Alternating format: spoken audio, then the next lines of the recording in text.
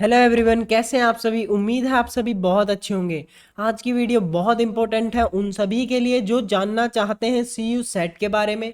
और सी you set है क्या एक्चुअली में, इसके बारे में आज हम जानेंगे। और बहुत सारे क्वेश्चंस के आपके आंसर मिलने वाले हैं, जैसे कि एग्जाम पैटर्न क्या रहता है, क्या फीस स्ट्रक्चर, क्राइटेरिया क्या रहता है, एलएनआईपी में फिजिकल टेस्ट होगा कि नहीं होगा, फीस स्ट्रक्चर क्या रहेगा, और आप कैसे प्रिपेयर कर सकते हैं, एप्लीकेशन फीस कितनी रहेगी, और साथ में ही डेट ऑफ एप्लीकेशन क्या रहेगी। बेसिकली हम जानने वाले हैं क्या इसकी वेबसाइट है और कैसे कैसे इसमें सिलेबस पूछा जाएगा।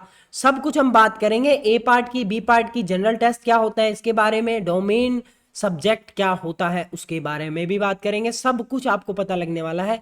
उससे पहले अगर आप हमसे जुड़ना चाहते हैं और जानना चाहते हैं प्रीवियस ईयर क्वेश्चन पेपर्स क्या आए थे, उसकी भी हमने पीडीएफ प्रोवाइड कर दी है टेलीग्राम पे। आप डिस्क्रिप्शन में लिंक दे रखा है, उसमें जाके आप इंस्टाग्राम पे भी फॉलो कर सकते हैं, टेलीग्राम पे भी फॉलो कर सकते हैं बाय सर्चिंग मोनू मधुकर। उसके साथ में आज हम बात कर लेते हैं सी यू सेट के, जिसको आज हम बोलते हैं सी यू ई टी, यानी कि कॉमन यूनिवर्सिटी एंट्रेंस टेस्ट, जो कि पहले बोला जाता था सी यू सी टी, यानी कि central universities common entrance test. इसको हम सी यू सेट बोलते थे पहले, आज हम इसको सी यू ई टी बोलते हैं। अब इसमें क्या होता है कि ये ज्यादा आपको समझने की बात ये है कि इसमें बहुत सारे लोग कंफ्यूज हैं कि ये है क्या, ये है क्या, बहुत ज्यादा होच पोच है। एक्चुअली में जो बहुत सारी यूनिवर्सिटीज हैं, जो सेंट्रल यूनिवर्सिटीज हैं, उनका एक कॉमन एंट्रेंस टेस्ट हुआ था। ये 2010 से ही चल रहा था, लेकिन एक्चुअली में इसका 2021 में ज्यादा बड़ापन देखने को मिला, जब बहुत सारी यूनिवर्सिटीज में इसमें पार्टिसिपेट लिया। जैसे कि 45 यूनिवर्सिटीज आज के टाइम देखेंगे तो और बढ़ रही हैं और ऐड हो रही हैं, जिसमें हमारी जरूरी नहीं है कि वो आपकी सेंट्रल यूनिवर्सिटीज हो। It can be your state university, deemed university, और it can be private university also. So इस चीज को क्लियरिफाई मैं कर देता हूं कि क्लैरिफाई कि जो लोग सोचते हैं कि खाली सेंट्रल यूनिवर्सिटीज इसमें इंक्लूड रहेंगी, ये चीज गलत है। इसमें डीम्ड यूनिवर्सिटी भी हो सकते हैं, स्टेट यूनिवर्सिटी, और बहुत सारी आपको मैं दिखाऊंगा लिस्ट क्या क्या है यूनिवर्सिटीज की, वो भी हम बताएंगे।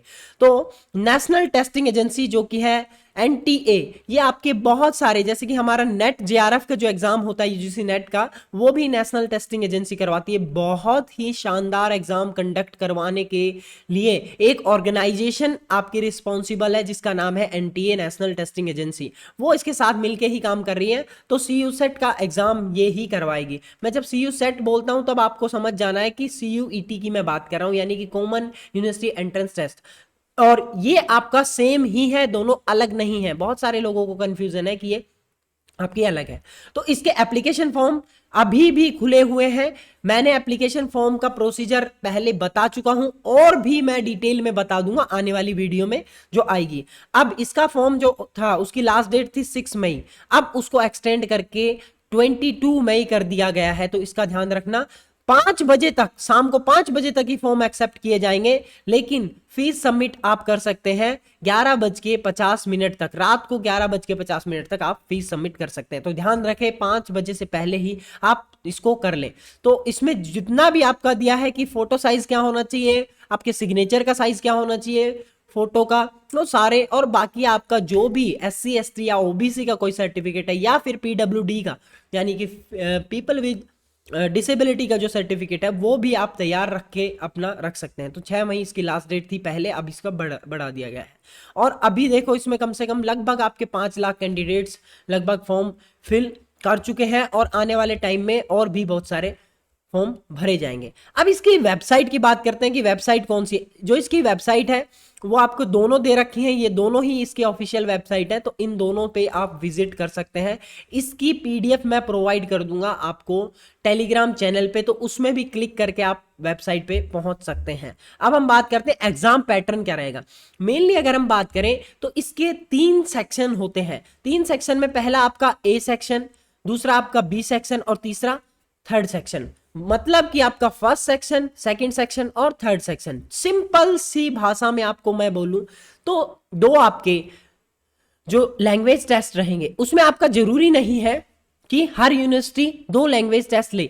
यानी कि एक में जो आपका सेक्शन 1A रहेगा, उसमें आपकी 13 लैंग्वेज रहेंगी। उसमें आपका क्या क्या रहेगा उसके भी बारे में बात करेंगे।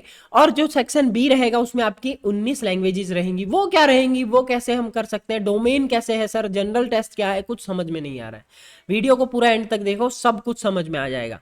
सबसे पहली चीज तो आपको ये क्लियर कर दूं कि जितने भी आपके एमसीक्यूज हैं वो आपके मल्टीपल चॉइस क्वेश्चन जिसे हम बोलते हैं, वो एमसीक्यूज आपके नेगेटिव मार्किंग में भी काउंट किए जाएंगे। यानी कि आपको 1/4 नेगेटिव मार्किंग होगी, यानी कि 1 नंबर आपको सही क्वेश्चन के लिए मिलेगा। लेकिन अगर आपने 4 क्वेश्चन गलत कर दिए तो आपका 1 नंबर कट जाएगा। बात समझ रहे हैं? यानी कि 1/4 नेगेटिव मार्किंग रहेगी, जो हर बार हर पैटर्न में देखा जाता है। और सारे ही आपके ऑप्शन टाइप 4 ऑप्शन रहेंगे और एमसीक्यू आपको टिक करने हैं। ठीक है, ये चीज एक मैं आपको क्लियर कर देता हूं। उसके बाद में अभी तक ये आपकी अपडेट थी। अब ये क्या क्या सेक्शन है, तो सबसे पहला जो सेक्शन है जिसमें 13 लैंग्वेज है, जिसमें एक ना एक आपको फिल करनी ही है, तो उसका सिलेबस क्या है वो भी मैंने डिस्कस कर लिया है। ये देखिए आपके सामने सिलेबस है। इसमें आपकी 13 भाषाएं हैं, जिसमें आपकी इंग्लिश, तमिल, तेलुगु, कन्नड़, मलयालम, मराठी, गुजराती, ओडिया, बंगाली, आसामीज, पंजाबी, हिंदी, उर्दू, ये आपकी 13 भाषाएं हैं। इनमें से आप एक कोई भी फिल कर सकते हैं। जैसे कि इंग्लिश आपने फिल करा तो इंग्लिश का आपका कॉम्प्रिहेंशन आएगा, एक रीडिंग कॉम्प्रिहेंशन, जिसको आपको रीड करके उसमें से आपको उसमें बताना क्या चाह रहा है, उसमें क्या कहना चाह रहा है, नैरेटिव क्या है, उसके बाद में उसमें एक्चुअली में पूछा क्या गया है, उस कंप्रीहेंशन का सार क्या है वो चीज, और उसमें कुछ कुछ आपको ढूंढ के, यानी कि उस पैराग्राफ में, पैराग्राफ की अगर हम बात करें तो वो कॉम्प्रीहेंशन में क्या क्या पूछा गया है उसके बारे में बात करें। कुछ आपके ग्रामर्स के टॉपिक हैं तो उनके बारे में भी आपको पढ़ के जाना है। तो ये इसका नॉर्मल सा एक सिलेबस है। प्रीवियस ईयर क्वेश्चन पेपर मैंने प्रोवाइड कर दिया। इसमें आपका पैटर्न की अगर हम बात करें तो 40 एमसीक्यू आपके आंसर करने हैं, जिसमें से आपको 50 मिलेंगे। 50 एमसीक्यू में से आपको 40 एमसीक्यू आंसर करने हैं। 45 मिनट का आपको टाइम मिलेगा। तो ये टाइम की बात हो गई, ये पैटर्न की बात हो गई पर सब्जेक्ट। ठीक है, इनमें से कोई भी एक सब्जेक्ट आपको चूज करना है। अगर आप LNIP से तो आपको एक ना एक कोई भी एक, आपको इंग्लिश या हिंदी कोई भी एक सेलेक्ट कर सकते हो। ओके, सो नेक्स्ट ये इसी का भाषा का ही दूसरा है।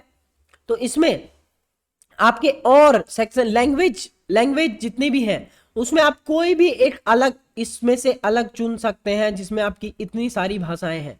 तो आपके अगर कॉलेज में ये आपको एप्लीकेबल है तो ये आप फिल कर सकते हैं, अदरवाइज इसको खाली छोड़ सकते हैं। इसमें आप नील भी भर सकते हैं। तो ये सारी चीज बात हुई। सिलेबस की अगर हम बात करें तो सेम सिलेबस जो हमने पीछे डिस्कस किया वो ही सेम सिलेबस रहेगा इसका। हर कॉलेज में सेकंड सेक्शन मान्य नहीं होता है, हर कॉलेज में इसको नहीं मांगा जाता है। ठीक है, ये चीज मैं आपको क्लियर कर दूं। उसके बाद में पैटर्न क्या रहेगा, पैटर्न इसमें भी आपके 40 एमसीक्यू आपको आंसर करने हैं, 50 में से 45 मिनट्स का टाइम रहेगा।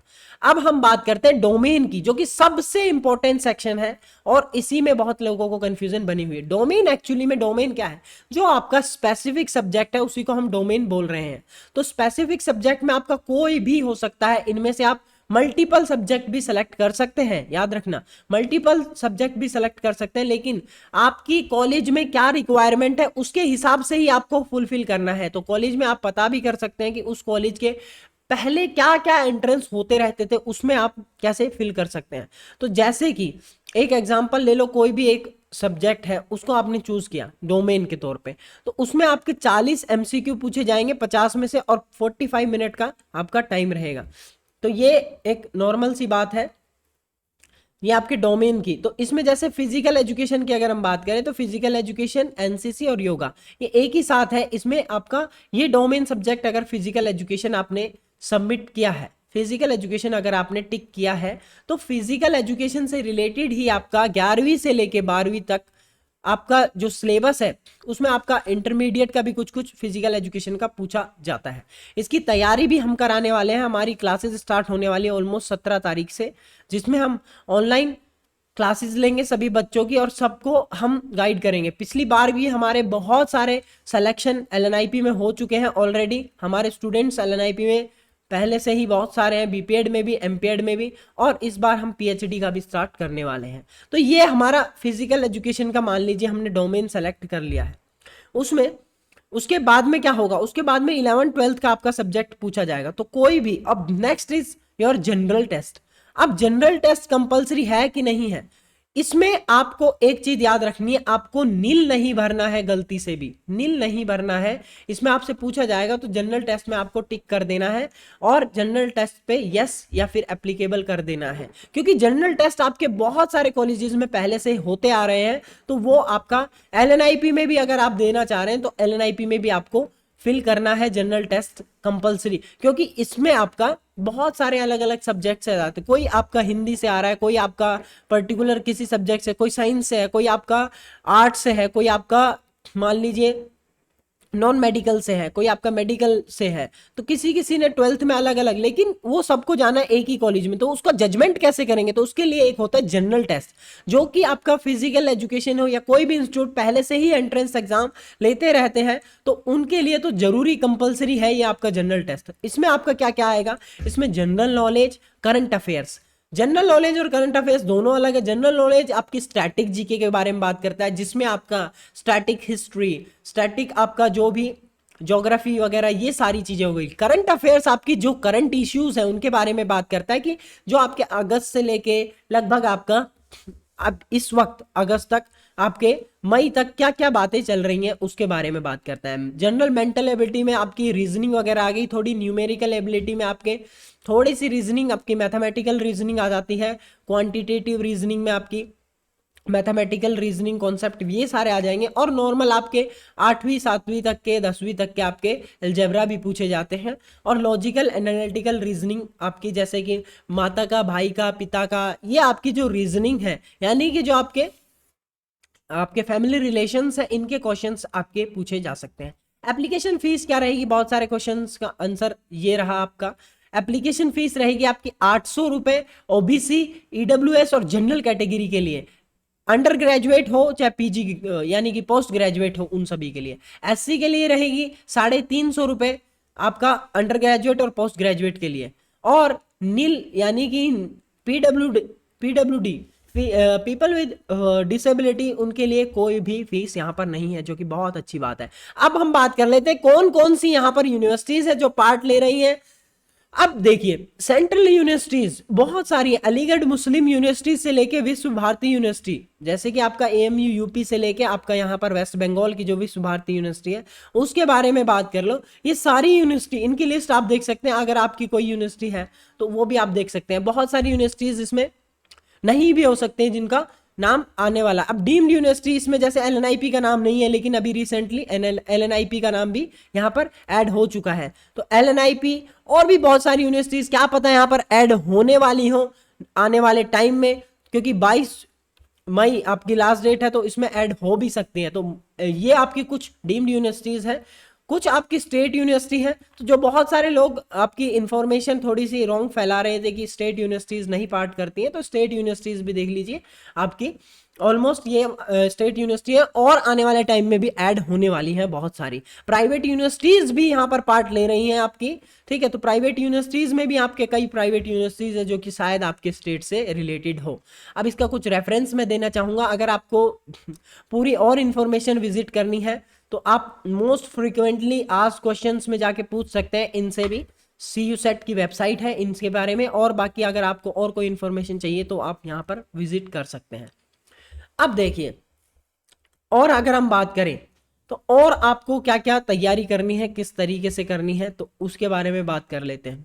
फिजिकल टेस्ट होगा कि नहीं होगा एलएनआईपी का, इसका आंसर है यस, फिजिकल टेस्ट डेफिनेटली होगा एलएनआईपी में। जैसे ही आप यहाँ पर क्वालिफाई करेंगे तो डेफिनेटली आपको बुलाया जाएगा फिजिकल टेस्ट के लिए, ठीक है। अब CU सेट से आपको समझ में आ गया होगा CU सेट क्या है। एक नॉर्मली आपका एग्जाम जैसे रिटन कंडक्ट करवाता है उसी तरीके से रिटन कंडक्ट कराया जा रहा है। और कभी भी फॉर्म को ऐसे नहीं भरना है, चाहे एक वीडियो देखो, चाहे मेरी मत देखो और किसी की भी देखो, एक वीडियो देखो, 2 वीडियो देखो, 3 वीडियो देखो, अच्छे से पता करके सारी चीजें तभी आपको फिल करना है। एक और करेक्शन विंडो अभी खुल चुकी है, करेक्शन विंडो पहले नहीं खुलती है जनरली, सी जाहिर सी बात है, एनटीए बाद में करेक्शन विंडो खोलता है, लेकिन फिर भी आपका अगर कुछ भी गड़बड़ हो गई है तो एनटीए ने अभी करेक्शन विंडो खोल रखी है, तो उसमें जाके अपना वो भर सकते हैं। अब डोमेन में आपको अगर फिजिकल एजुकेशन का देना है तो खाली डोमेन में आपको फिजिकल एजुकेशन ही भरिए, और उसके साथ साथ जबरदस्ती कोई दूसरा सब्जेक्ट जरूरी नहीं है उसको भरना। डोमेन का मतलब ये नहीं है कि 12वीं में आपने क्या लिया, डोमेन का मतलब है कि आप अभी क्या लेना चाहते हैं, क्या ऑप्ट करना चाहते हैं। तो बहुत सारे लोगों ने डोमेन में जो उनके 12वीं में सब्जेक्ट थे वो भर दिए, तो वो बहुत गलत चीज़ है, ये चीज़ है। और उसके बाद में LNIP का अलग से फॉर्म निकलेगा कि नहीं निकलेगा, उसकी इन्फॉर्मेशन मैं आपको बताता रहूँगा। आप सीधा मुझे फॉलो करिए इंस्टाग्राम पे, मैं एक एक अपडेट देता रहूँ। जैसे ही इसकी इन्फॉर्मेशन आई थी सबसे पहले मैंने आपको पहुंचा दी थी। उसी के साथ साथ मैं आपसे अलविदा लेता हूं, और अगली वीडियो में हम बात करेंगे फॉर्म किस तरीके से फिल किया जाता है, स्टेप बाय स्टेप बात करेंगे उसकी फॉर्म की। ठीक है, तो डोमेन में भी आपको ये चीज़ याद रखनी है। और अगर एक डोमेन आपका मांगा है तो एक ही भरिए, दो मांगे हैं तो दो भरिए, तीन मांगे हैं तो तीन भरिए। जरूरी नहीं है आपको बहुत सारे डोमेन्स भरना कंपलसरी है। Thank you for watching my video. और उसी के साथ साथ में इंस्टाग्राम पे भी थोड़ा सा आप ध्यान दो, वहां पे मैं क्योंकि अपडेट ज़्यादा रहता हूँ तो इसीलिए मैं इस चीज़ को थोड़ा सा आपको बोलता रहता हूँ। और मिलते हैं नेक्स्ट वीडियो में। Until we meet, stay fit and stay healthy. Thank you so much.